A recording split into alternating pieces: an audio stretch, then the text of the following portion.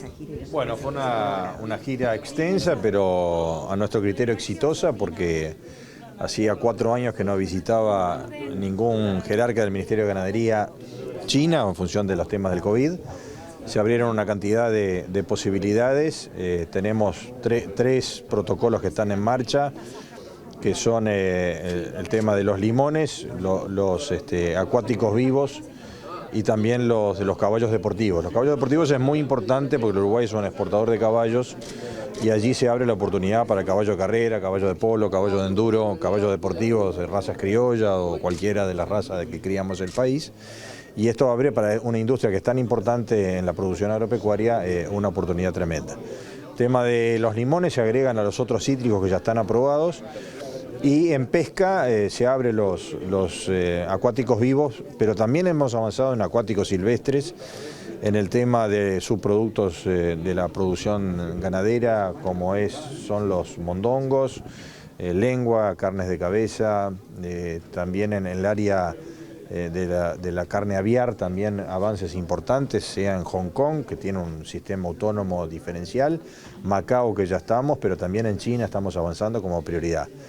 El tasajo como producto también, que es el beef jerky que se llama, que se usa mucho en snacks como producto cárnico, y en el área vegetal, avanzando lo que es la auditoría para el sorgo, que es un producto que ya estaría autorizando las primeras empresas exportadoras de este producto ya en esta zafra, y abriendo posibilidades también para colza, trigo, harina de soja, harina de colza, y como alternativas importantes para abrir más mercados y más opciones. Ministro, respecto del riego, ¿qué conocimiento puede volcar China a Uruguay en esta situación de crisis, de déficit hídrico? Bueno, China tiene una enorme experiencia, ellos tienen un régimen pluviométrico mucho más escaso en buena parte de la zona productiva, tienen un altísimo porcentaje de riego en sus sistemas productivos, casi el 80% de su área de cultivo, siendo que China es una potencia agrícola. Pero el hecho de que históricamente le ha faltado el agua lo ha hecho moverse en forma importante para poder salvar esta restricción productiva, considerando además que la alimentación es estratégica en China, que tiene que alimentar 1.400 millones de habitantes. Y eso también nos coloca a nosotros como socios proveedores importantes para justamente tener producto de calidad y producto inocuo, y siendo un proveedor confiable como es el Uruguay. En ese sentido ellos están conociendo del impacto de la sequía y que vamos a tener un quebranto productivo este año, dispuestos a cooperar en su conocimiento, la transferencia tecnológica e inclusive con posibilidades de financiación en la medida que tengamos proyectos a presentar, siendo que el propio presidente de la República nos ha encomendado de preparar un amplio proyecto para que nos encuentren en el futuro con mejores condiciones de adaptación y de resiliencia a lo que son los efectos del cambio climático a través de mejores sistemas de riego para soportar circunstancias parecidas a las que estamos enfrentando en este momento. Dada la situación que tenemos hoy, ¿cómo puede impactar justamente los productos en los próximos meses en el mercado local? No, yo creo que en líneas generales lo que vamos a tener es una caída importante de la pauta exportadora, lo que nos va a restringir de los ingresos de las divisas que son necesarias para impulsar el sector. En materia de productos internamente, sabemos que en el sector de la granja podrá faltar, pero recordemos también que los ciclos son más cortos, la recuperación es más rápida. Es distinto con un cultivo anual, donde cuando usted pierde una cosecha tiene que esperar un año para poder recuperar. En el caso de la granja, sin perjuicio que el impacto fue muy importante y vamos a tener un problema de abastecimiento más adelante en materia de frutas, en verduras el ciclo es rápidamente recuperable y claramente habiendo disponibilidad de agua, los productores responden de forma ágil.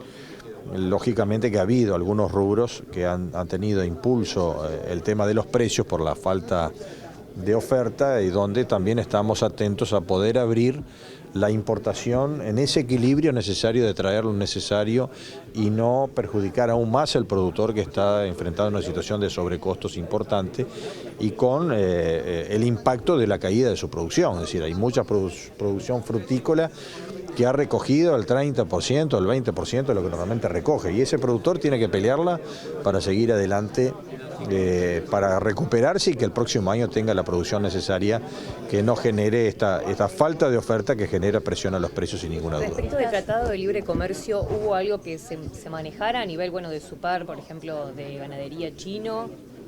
Nosotros no estuvimos planteando el tema del Tratado de Libre Comercio, sí China nos manifiesta que está dispuesta a avanzar.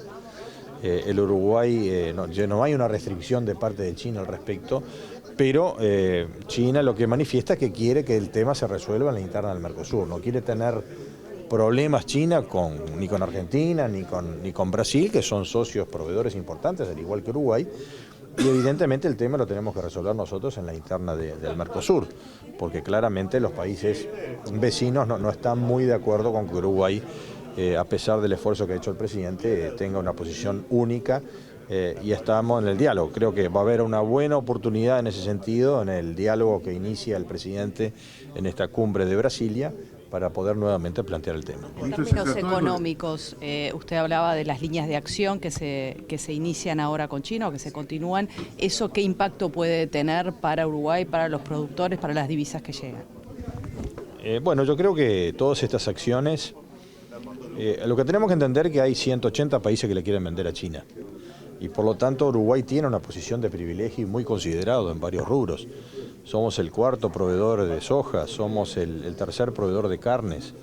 Entonces tenemos en lácteos también somos un proveedor importante. Entonces hay una consideración importante frente al Uruguay por la confiabilidad de su producción y hay enormes oportunidades de expandir este comercio, eludiendo sin el Tratado de Libre Comercio lo que hablamos de las zonas económicas especiales, sea a través de Hong Kong, sea a través de Macao, sea a través de Hainan, que es la gran zona de libre comercio que quiere impulsar China, donde con una transformación del producto básico proveniente de Uruguay, eventualmente transformándolo, agregándole un packaging, transformando leche en polvo en quesos o en yogures o en helados, en una industria local, allí podemos perfectamente ingresar a China sin la necesidad de pagar aranceles.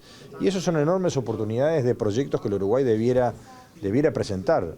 Muchas veces en China, sea los bancos de desarrollo que fuimos a visitar, con el cual tuvimos diálogo, o las propias autoridades del gobierno chino, tienen enorme interés en venir a Uruguay para conocer mejor, asegurar un mayor volumen de producción y eventualmente invertir. Muchas empresas que quieren invertir en Uruguay, para lo cual nosotros tenemos que hacer un esfuerzo importante de difusión, de generar la confianza necesaria.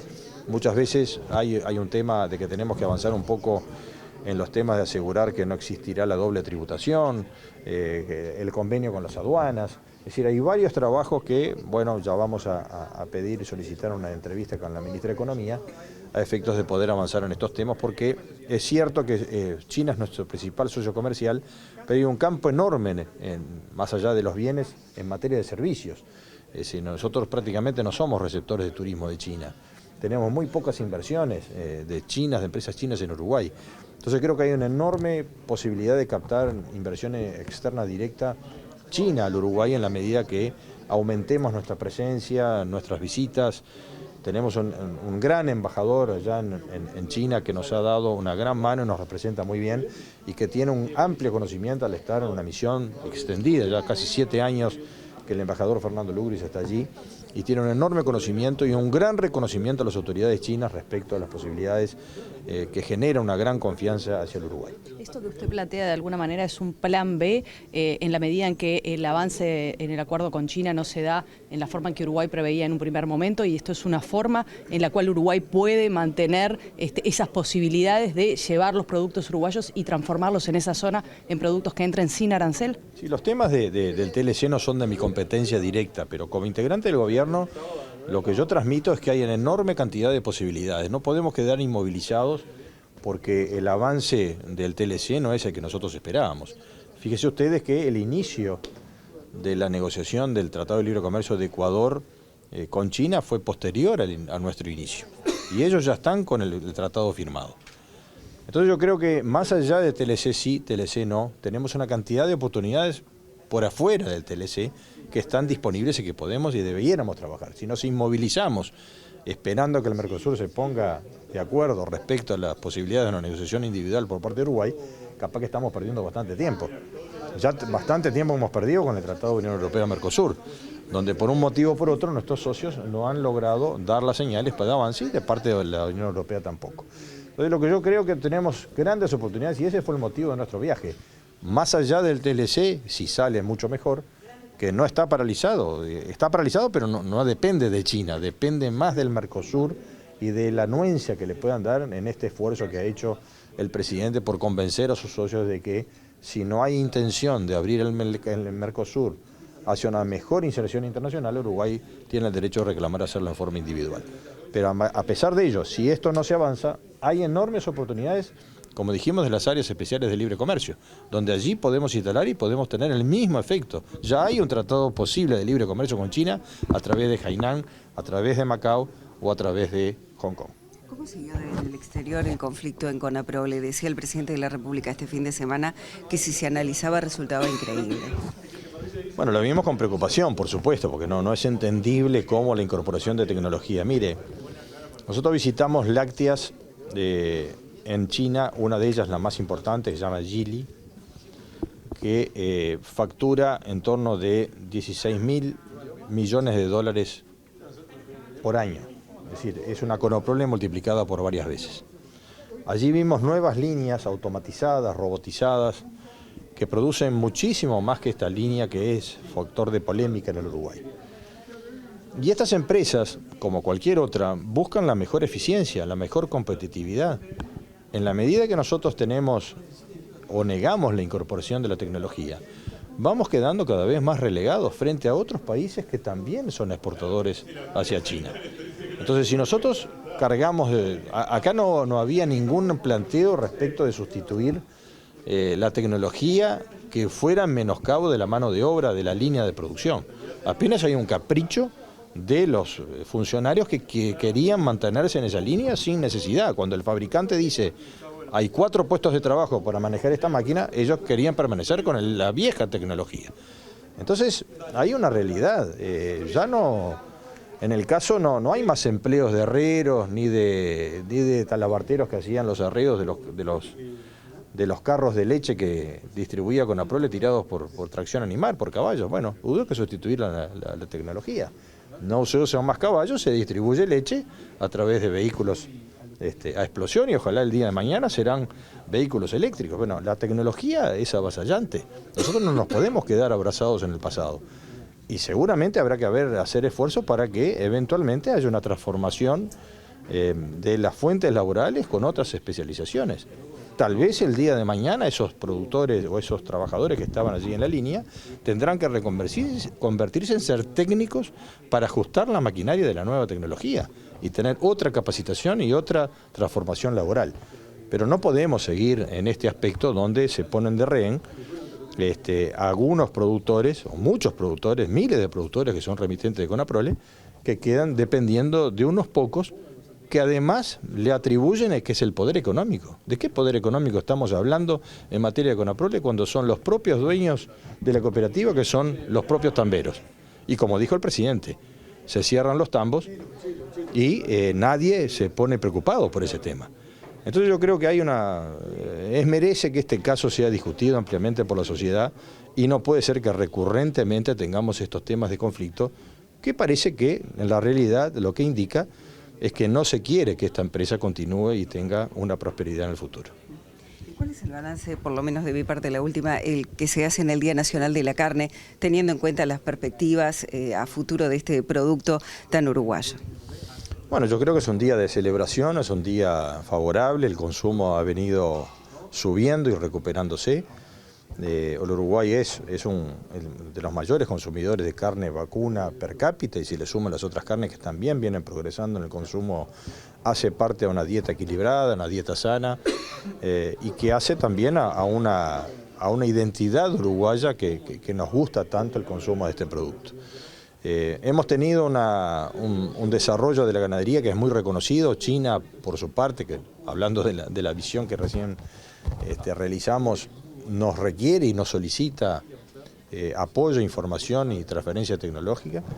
Ellos también están registrando un incremento importante del consumo de carne, especialmente la carne vacuna. sustituyendo de alguna manera lo que es más tradicional de ellos, que es la carne de consumo de carne de cerdo.